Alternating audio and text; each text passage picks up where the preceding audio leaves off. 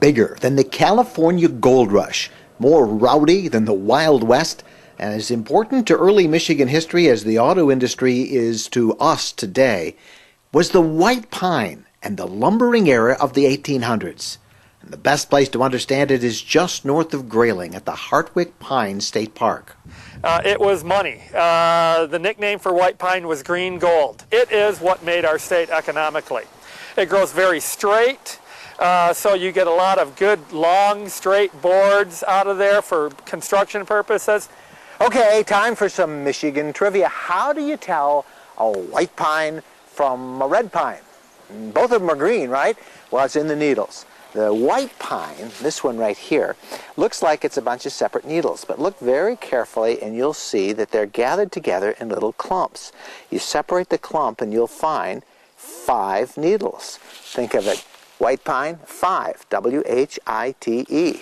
So what about the red pine? Well, here's the red pine. How many needles does that have? I know you're thinking R-E-D, 3. Think R-E. They only have 2 needles per clump. Michigan trivia, courtesy of the Free Press. The Michigan white pine made many a millionaire, and like the gold rush, thousands flocked to deep woods logging camps. Lumberjacks, immigrants mostly, then farmers and adventurers, they sawed and chopped their way across the state, wiping out whole forests over the winter and then clogging the rivers and creeks with so many logs that you could walk across them. Sounds romantic. It was an ecological disaster. By the 1880s, the 1890s, the demand for lumber meant they started to clear cut, and they were cutting trees as small as 10, 12 inches in diameter.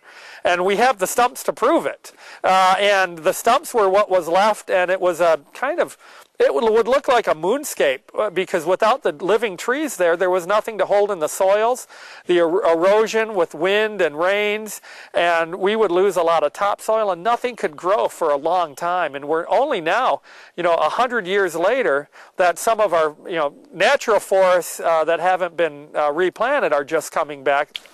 You're looking at what is known here at Hartwick Pines as the monarch. It doesn't seem too impressive until you can give it some scale.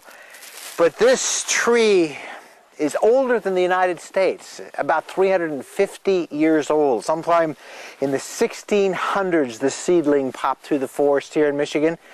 Now, unfortunately, this tree was destroyed pretty much in a storm, at least the top half was. But this is what made Michigan. The white pine. It's big. It's hard to overestimate the significance of these towering trees. Many of the towns of mid to northern Michigan owe their existence largely to the lumbering era, places like Bay City. There was more money in the timber than there was in the gold rush in California. And especially after the Civil War, this place was flooded with people. D. Lawrence Rogers wrote a book about the legendary Paul Bunyan, a legend that Rogers thinks was based on a real character who once brawled his way through the woods